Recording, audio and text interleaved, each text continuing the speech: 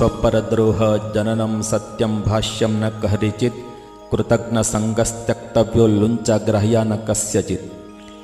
મહારાજ શિક્ષાપત્રીનો 26મો શ્લોક તને લખતા કહે છે કે મારા જે આશ્રિત હોય તેમણે પોતાનો અને પરનો દ્રોહ ઉત્પન્ન થાય એવું સત્ય વચન પણ ક્યારે બોલવું નહીં, અને કૃતજ્ઞના સંગનો ત્યાગ કરી દેવો, અને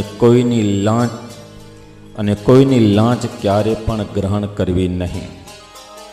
શતાનંદ સ્વામી આ શ્લોકનો ભાવ નિરૂપણ કરતાં કહે છે કે આપણા મનમાં એમ થાય કે મારે હંમેશા સાચું જ બોલવું છે, ખોટું ક્યારેય પણ બોલવું નથી. સાચું બોલવાની પ્રતિજ્ઞા લીધેલી હોય છતાં પણ શતાનંદ સ્વામી કહે છે કે સાચું બોલવાથી જો પોતાને અથવા બીજાને પીડા થઈ જતી હોય, સાચું બોલવાથી પોતાનો અથવા બીજાનો દ્રોહ થઈ જતો હોય તો એવું સાચું ક્યારેય પણ બોલવું નહીં. એ સિવાય હંમેશા સાચું બોલવું, પણ જે જગ્યાએ સાચું બોલવાથી પોતાને પણ દુઃખ ઉત્પન્ન થતું હોય, બીજાને પણ દુઃખ ઉત્પન્ન થાય એવું સત્ય વચન ક્યારે પણ બોલવું નહીં. હવે અહીં પ્રતિવાદી એવી શંકા કરે છે કે ખોટું બોલવામાં શાસ્ત્રમાં મહાન દોષ કહેલો છે. વેદની અંદર સતપથ બ્રાહ્મણને વિશે કહેલું છે કે જે પુરુષ સાચું બોલે છે તો તે પુરુષ તો જેમ પ્રજ્વલિત અગ્નિ હોય, એ અગ્નિ ઉપર ઘીનો જ્યારે અભિષેક કરવામાં આવે ત્યારે એ ઘીનો અભિષેક છે પ્રજ્વલિત અગ્નિને અધિક પ્રજ્વલિત કરે છે, અને અગ્નિનું તેજ છે એ અધિકને અધિક વૃદ્ધિ પામતું જાય છે. તેમ જે હંમેશા સાચું બોલે છે તેનું તેજ અધિક વૃદ્ધિ પામતું જાય છે, અને તે પુરુષ દિવસે દિવસે સારો થતો જાય છે. અને જે પુરુષ ખોટું બોલે છે તો તે પુરુષ તો જેવી રીતે પ્રજ્વલિત અગ્નિ હોય તેના ઉપર જળનો અભિષેક કરવામાં આવે, અને એ જળનો જે અભિષેક છે પ્રજ્વલિત અગ્નિને ઓલવી નાખે છે, અને એ પ્રજ્વલિત અગ્નિનું તેજ છે ધીરે ધીરે ઓછું થતું જાય છે. તેમ જે પુરુષ ખોટું બોલે છે એનું તેજ ધીરે ધીરે ઓછું થતું જાય છે, અને એ પુરુષ દિવસે દિવસે પાપી બનતો જાય છે. એટલા જ માટે હંમેશા સાચું બોલવું જોઈએ. આ પ્રમાણે સતપથ બ્રાહ્મણને વિશે પ્રતિપાદન કરેલું છે. અને વળી પ્રતિવાદી શંકા કરતાં કહે છે કે ભાગવત શાસ્ત્રનું પણ પ્રમાણ છે. ભાગવતની અંદર પણ કહેલું છે કે નહીં અસત્યાત પરો ધર્મ ઇતિ હોવાચ ભુરિયમ સર્વમ વોઢુમ અલમ મન્ય ઋત્ય અક્લિક પરમ નરમ. આ ભાગવતનો શ્લોક છે. આ શ્લોકનો એવો અર્થ છે કે ખોટું બોલવું એ મોટો અધર્મ છે. અસત્ય સિવાય બીજો કોઈ અધર્મ નથી. આ પ્રમાણે પૃથ્વીએ કહ્યું છે. ખોટું બોલવું એ મોટો અધર્મ છે, અસત્ય સિવાય બીજો કોઈ અધર્મ નથી. આ પ્રમાણે પૃથ્વી કહે છે. અને વળી પૃથ્વી કહે છે કે હું મારા ઉપર ઝાડ પહાડ ઇત્યાદિ બધું ધારણ કરવા સમર્થ છું, પણ ખોટું બોલનાર પુરુષને હું ધારણ કરવા સમર્થ નથી. આ રીતે ખોટું બોલવામાં તો મહાન દોષ કયો છે. તો પ્રતિવાદી શંકા કરે છે કે આ રીતે ખોટું બોલવામાં શાસ્ત્રોની અંદર મોટો દોષ કયો છે, તો પછી તમે શા માટે સાચું ન બોલવું જોઈએ એમ કહો છો? સાચું બોલવાનો નિષેધ શા માટે કરો છો? પ્રતિવાદીની શંકા એવી છે કે અનેક શાસ્ત્રોમાં સાચું બોલવામાં મોટો ગુણ કહ્યો છે અને ખોટું બોલવામાં મોટો દોષ કયો છે. તો પછી શા માટે સાચું ન બોલવું જોઈએ, સાચું જ બોલવું જોઈએ? આ શંકાના સમાધાનમાં શતાનંદ સ્વામી કહે છે કે તમારી વાત સાચી છે. સાચું બોલવામાં તો ગુણ જ છે. શાસ્ત્રોમાં પણ પ્રતિપાદન કરેલું છે કે ક્યારે પણ ખોટું બોલવું નહીં, હંમેશા સાચું જ બોલવું. પણ મહારાજે જે એ નિષેધ કરેલો છે એ કંઈ હંમેશા ખોટું બોલવાનું કહેલું નથી. મહારાજ પણ અહીં કંઈ હંમેશા ખોટું બોલવાનું કહેતા નથી. જેણે કરીને ઉપર કહેલા દોષનો પ્રસંગ આવે, મહારાજનો તો અભિપ્રાય એવો છે કે કોઈ સમયે પ્રાણીઓનું મૃત્યુ થાય એવો આપતકાળ આવી પડેલો હોય, એ સમયે ખોટું બોલવાથી જો પ્રાણીઓનું મૃત્યુ બચી જતું હોય તો ખોટું બોલીને પણ એ પ્રાણીઓનું રક્ષણ કરવું જોઈએ, આવો મહારાજનો અભિપ્રાય છે. નહીં કે હંમેશા ખોટું બોલવાનો. મહારાજનો અભિપ્રાય કંઈ એવો નથી કે હંમેશા ખોટું બોલવું, પરંતુ આ રીતે પ્રાણીઓનું મૃત્યુ બચી જતું હોય તો ખોટું બોલીને પણ પ્રાણીઓનું રક્ષણ કરવું જોઈએ, આવો મહારાજનો અભિપ્રાય છે. નહીં કે હંમેશા ખોટું બોલવાનો. શતાનંદ સ્વામી કહે છે કે હંમેશા જે ખોટું બોલે છે તેની તો આ લોકમાં મહાન અપકીર્તિ થાય છે. આ બાબતમાં ભાગવતનું વચન પ્રમાણરૂપ છે. સર્વમ નેતિ અંધૃતમ બ્રુયાત સદુષ્કૃતિ શ્વસન મૃત સ્ત્રીષુ નર્મ વિવાહે નાનૃતમ સ્યાત જુગુપ્સિતમ. ભાગવતની અંદર એમ કહેલું છે કે હંમેશને માટે વાત વાતમાં જે ખોટું બોલે છે તેની આલોકમાં દુષ્ટ કીર્તિ થાય છે, અને એ પુરુષ જીવતો મરેલો છે.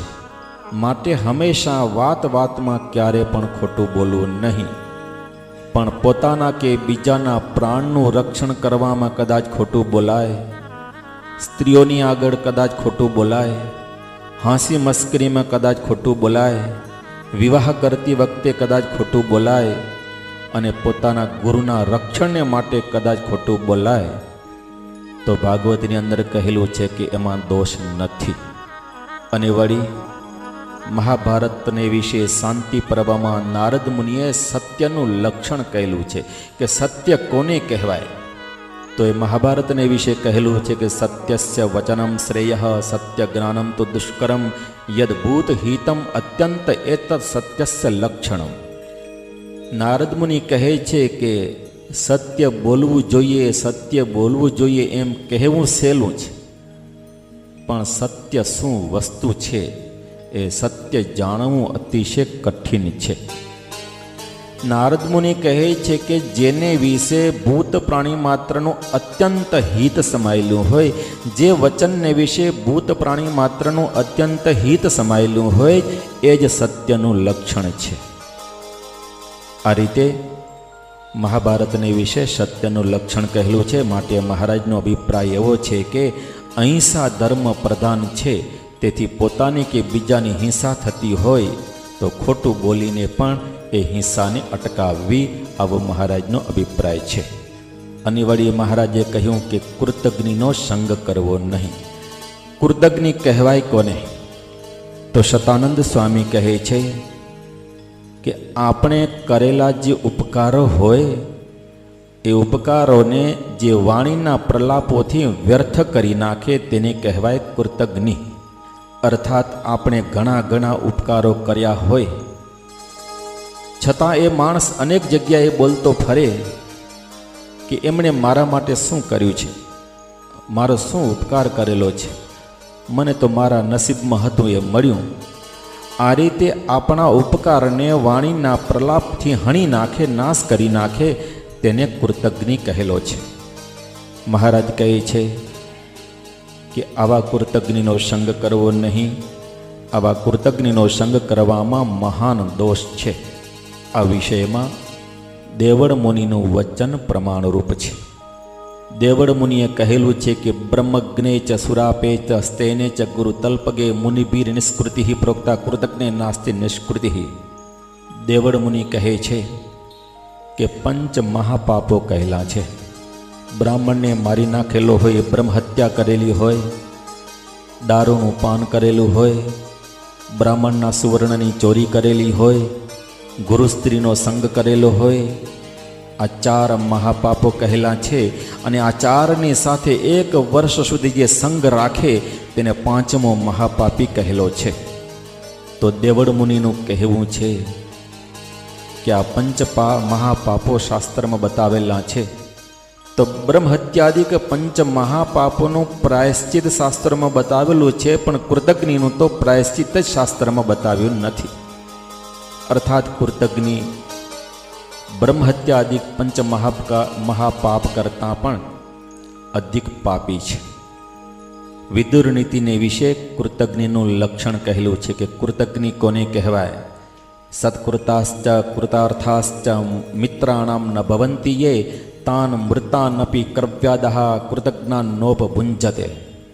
વિદુરજીએ કહેલું છે કે કૃતજ્ઞ કોને કહેવાય? તો કહે છે કે મિત્રે પોતાનો ઘણો સત્કાર કરેલો હોય, મિત્રે પોતાને ઘણો કૃતાર્થ કરેલો હોય, ઘણા ઉપકારો કરેલા હોય, છતાં પણ જે પુરુષ એ પોતાના મિત્રનો ક્યારે પણ થતો નથી.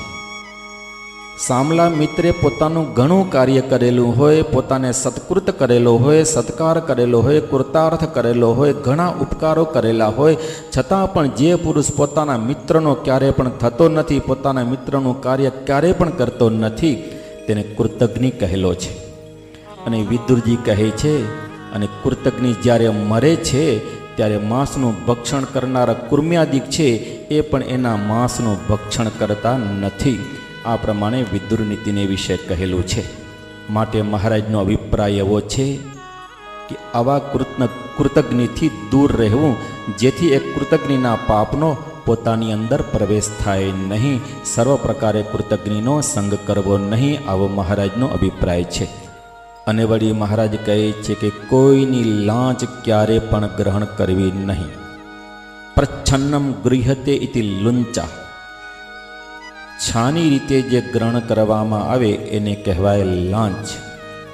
ખાનગીમાં જે લેવાય તેને લાંચ કહેવાય છે. એકાંતમાં ગુપ્ત રીતે જે ધન લેવામાં આવે તેને કહેવાય લાંચ. શતાનંદ સ્વામી કહે છે કે જે વસ્તુ ન્યાયની હોય અને હકની હોય તે વસ્તુ ખાનગીમાં લેવાની કોઈ જરૂર પડતી નથી. અન્યાયનું જે ધન હોય એ જ ખાનગીમાં લેવું પડે છે.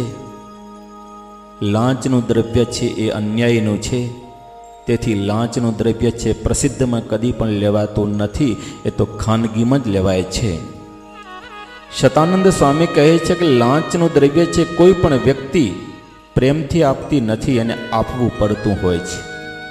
લાંચનું દ્રવ્ય કોઈ પણ વ્યક્તિ ક્યારે પણ પ્રેમથી નથી આપતી, પણ એને આપવું પડતું હોય છે. શતાનંદ સ્વામી વિવરણ કરતાં સમજાવે છે કે કોઈ મનુષ્યને અવશ્યનું કંઈ કામ પડેલું હોય ત્યારે મનુષ્ય કોઈ અધિકારી પાસે જઈ અને એ કામ પાર પાડવાનો પ્રયત્ન કરે છે. ત્યારે એ અધિકારી છે એ મનુષ્યને ભય બતાવે છે કે તમારો ગુનો બહુ મોટો છે અથવા તમારું કાર્ય બહુ અટપટું છે, તમે જો મને આટલું આપશો તો જ તમારું કાર્ય પતશે, તો જ તમારું કાર્ય પાર પડી શકશે, નહીં તો તમે મરી જવાના છો.